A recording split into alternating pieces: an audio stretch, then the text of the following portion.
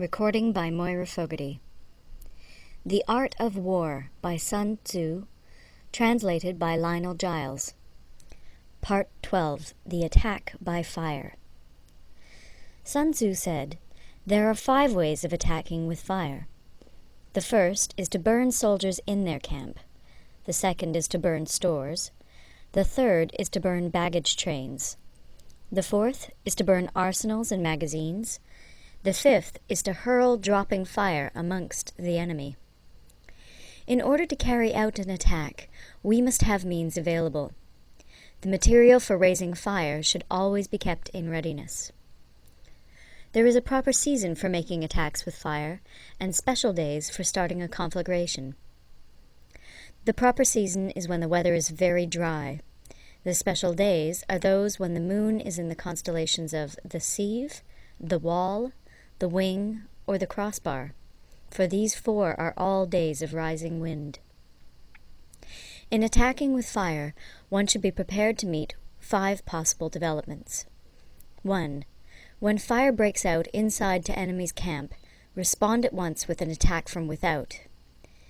2. If there is an outbreak of fire, but the enemy's soldiers remain quiet, bide your time and do not attack. 3. When the force of the flames has reached its height, follow it up with an attack, if that is practicable. If not, stay where you are. 4. If it is possible to make an assault with fire from without, do not wait for it to break out within, but deliver your attack at a favorable moment. 5. When you start a fire, be to windward of it. Do not attack from the leeward. A wind that rises in the daytime lasts long, but a night breeze soon falls. In every army, the 5 developments connected with fire must be known, the movements of the stars calculated, and a watch kept for the proper days. Hence, those who use fire as an aid to the attack show intelligence. Those who use water as an aid to the attack gain an accession of strength. By means of water, an enemy may be intercepted, but not robbed of all his belongings. Unhappy is the fate of one who tries to win his battles and succeed in his attacks without cultivating the spirit of enterprise, for the result is a waste of time and general stagnation. Hence the saying, "The enlightened ruler lays his plans well ahead. The good general cultivates his resources." Move not unless you see an advantage. Use not your troops unless there is something to be gained. Fight not unless the position is critical. No ruler should put troops into the field merely to gratify his own spleen.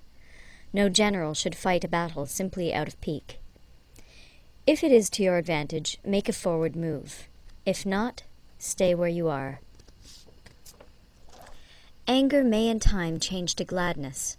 Vexation may be succeeded by content. But a kingdom that has once been destroyed can never come again into being, nor can the dead ever be brought back to life. Hence the enlightened ruler is heedful, and the good general full of caution. This is the way to keep a country at peace and an army intact. End of Part 12. Part 13. The Use of Spies. Sun Tzu said, "Raising a host of 100,000 men and marching them great distances entails heavy loss on the people and a drain on the resources of the state. The daily expenditure will amount to 1,000 ounces of silver. There will be commotion at home and abroad, and men will drop down exhausted on the highways. As many as 700,000 families will be impeded in their labor. Hostile armies may feast each other for years, striving for the victory which is decided in a single day. This being so, to remain in ignorance of the enemy's condition simply because one grudges the outlay of 100 ounces of silver in honors and emoluments is the height of inhumanity. One who acts thus is no leader of men, no present help to his sovereign, no master of victory. Thus, what enables the wise sovereign and the good general to strike and conquer and achieve things beyond the reach of ordinary men is foreknowledge. Now, this foreknowledge cannot be elicited from spirits. It cannot be obtained inductively from experience, nor by any deductive calculation. knowledge of the enemy's dispositions can only be obtained from other men. Hence the use of spies, of whom there are 5 classes. 1. Local spies. 2. Inward spies. 3. Converted spies. 4. Doomed spies. 5. Surviving spies. When these 5 kinds of spy are all at work, none can discover the secret system. This is called divine manipulation of the threads. It is the sovereign's most precious faculty. Having local spies means employing the services of the inhabitants of a district. Having inward spies, making use of officials of the enemy. Having converted spies, getting hold of the enemy's spies and using them for our own purposes. Having doomed spies, doing certain things openly for purposes of deception, and allowing our spies to know of them and report them to the enemy. Surviving spies, finally, are those who bring back news from the enemy's camp. Hence it is that none in the whole army are more intimate relations to be maintained than with spies. None should be more liberally rewarded. In no other business should greater secrecy be preserved. Spies cannot be usefully employed without a certain intuitive sagacity. They cannot be properly managed without benevolence and straightforwardness.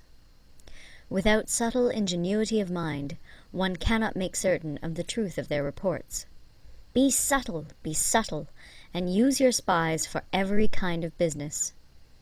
If a secret piece of news is divulged by a spy before the time is ripe, he must be put to death together with the man to whom the secret was told.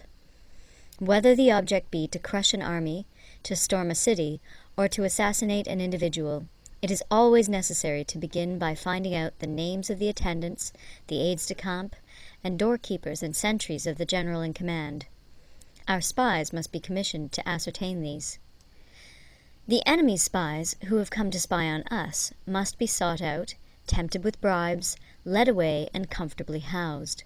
Thus they will become converted spies and available for our service.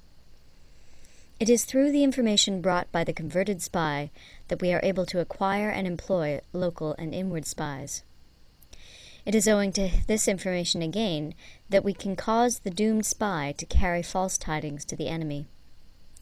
Lastly, it is by this information that the surviving spy can be used on appointed occasions. The end and aim of spying in all its 5 varieties is knowledge of the enemy, and this knowledge can only be derived in the first instance from the converted spy. Hence it is essential that the converted spy be treated with the utmost liberality. Of old, the rise of the Yin dynasty was due to Yi Qi, who had served under the Xia. Likewise, the rise of the Chu dynasty was due to Lu Ya, who had served under the Yin.